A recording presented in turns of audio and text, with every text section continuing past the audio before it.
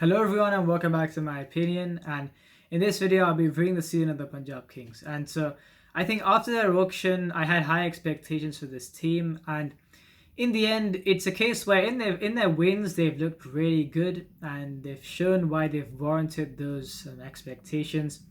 But at the same time, in their losses, they haven't looked too great at all, kind of especially with the bat. I don't think there's been a problem with the ball at all, especially from the main four bowlers, you could say. But especially the likes of Rabada, Rahul Chahar, and Arshdeep Singh have been really good.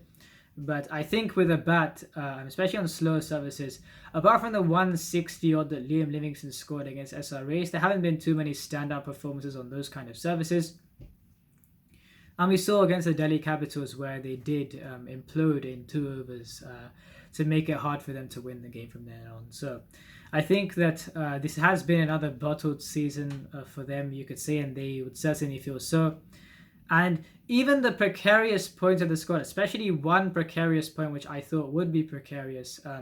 I thought Liam Livingstone would have another tepid season in the IPL like he has done in the past.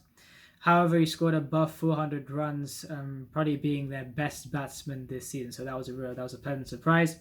Another precarious point, which I'm not surprised has turned out to be the case, is Odean Smith this season. So I think, look, this isn't really the fault of the team management. I just think this is the commodity of that Odean Smith offers as of now in T20 cricket. What they were looking for him to do was bowl not 4 overs preferably, but I'll get to that in just a bit as to why it wasn't possible in some of the games. They were looking to bowl at least 2 or 3 overs and not go for too many runs, but even if he does go for runs, go at above 10 over max. And then maybe get a few sixes away with the bat, getting those kind of the quick fire knocks to with an already powerful batting lineup to get the team wins. If you're seeing the dynamic of his T20 kind of success, you could say, when he conceded 50 runs, or I think just about 50 runs in the first game of their season, and then scored 25 of 8, that could be considered as a success. And you're seeing that it probably isn't a great scenario when you're conceding 50 runs and scoring 25 runs, and especially when you're more of a bowling all-rounder. That's not what you're in the side for. Yet that's probably the best it could have got to, because was he going to score a 40 odd? No, because Romario Shepherd is a better batsman than Odean Smith. So you weren't going to expect that kind of him getting to 20 odd most of the time. And with the ball, he has given quite a few runs. And there have been times when he has played that he's been the third seamer in the end, and they've had to bowl 4 overs of him. So I think that that's something which, in the end, they did rectify in some of the games. And in the end, they had to leave Odean Smith out because they just didn't see the benefit of playing him in the side. And I understand that, because I even said, I think before the CSK game where he got 1 for 14 in 2 overs, he did have to bowl at least 3 or 4 overs in every game. And it didn't go well for the Punjab Kings in terms of him getting runs. So I think with them not getting the batting output, with the batting and bowling output not really being neutralized, as in if he gives 50 runs, he scores at least a few of those with the bat. It's not meant to work like that with a bowling all-rounder, but that's the kind of the thing that they wanted it to work as. And I think they wanted him to give that kind of a luxury spot in the side.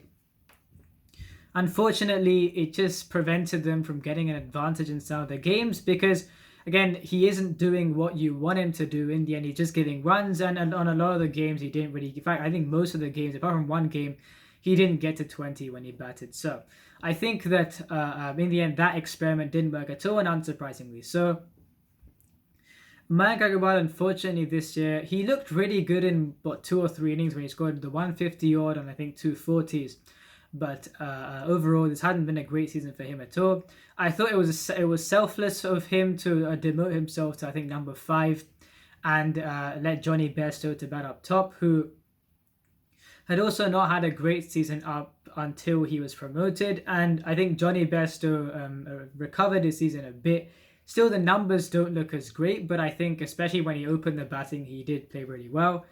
And Agarwal, this didn't benefit him, but I thought this was a selfless move, and he did lead the side really well. So, especially in games like the first game of their season and their games against CSK, they really looked like an imperious side. And I think a huge positive in their as of the season was how especially their main three bowlers went. Yes, Rahul Chahar was really good, but I thought it was in I think the second game they played against CSK where CSK needed 47 of 24. The momentum was with Chennai at that time. In any other situation against any other team, you'd have thought the batting side would have won the game. And then as a CSK fan, you just remember, right, they've got Rabada and Ashdeep too. I think in that game they bowled 3 overs and they didn't give them a sniff at all. I mean, it was so unsurprising because the moment you saw that those who were going to bowl 3 of the 4 overs left, there was going to be a cushion for Rishi Dhawan. I think he had to defend 27 and he did so in the end. So I think with the best death bowling combination in the league, that certainly worked well for them in some of the games. And this team had all the kind of the components to be an imperious force. And I'm honestly surprised they haven't managed to be at all. I thought Liam Livingstone playing well was something that really had to happen, and he did so. So considering that, and Dhawan scoring having another 400 plus run season, I think that they would have been wanting to capitalize on some of the performances of the players. But unfortunately for them, they won really well, but they also lost in quite a scrappy way, and that's kind of what cost them in the end. And as I said, I just think their batting on slow services pretty much just ruined things for them, you could say.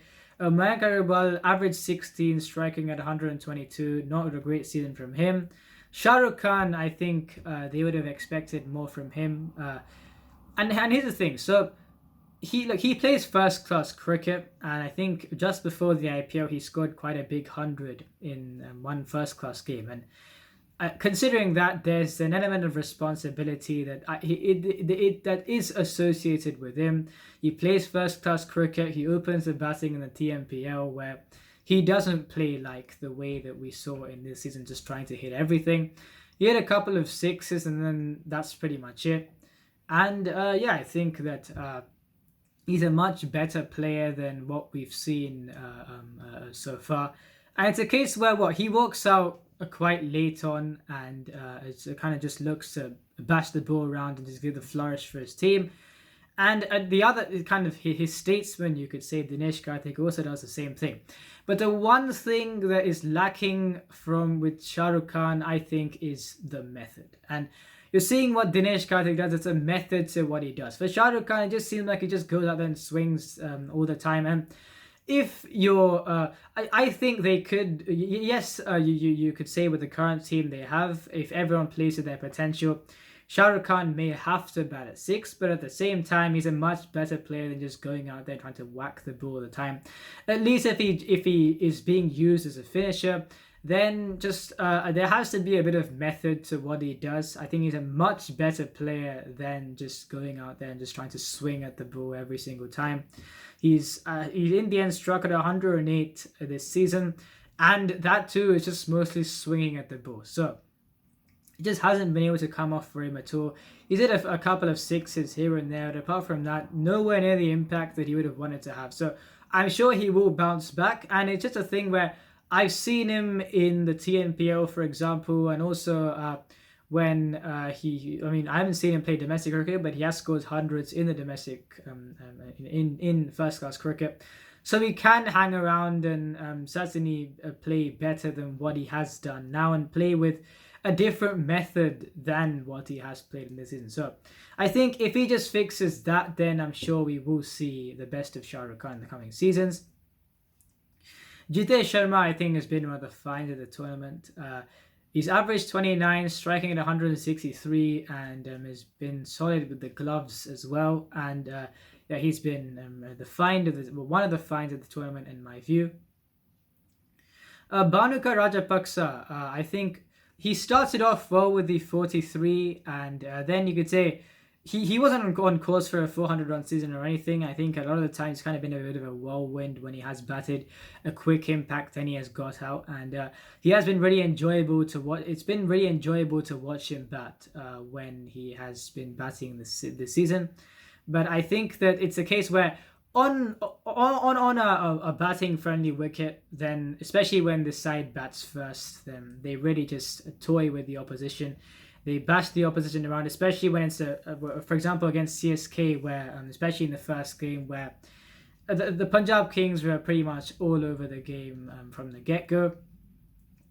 I think in that case, this side really that's the kind of case where when they have runs to play with, and when the bowlers kind of defend the scores, I think that's when this side really thrives. Unfortunately, when it is the slower services, you're seeing all the players I've mentioned in this batting roster, they like to express themselves, and I'm surprised that Liam Livingstone's fared this well this season, and he did go really well in that one game against SRH on a slow surface.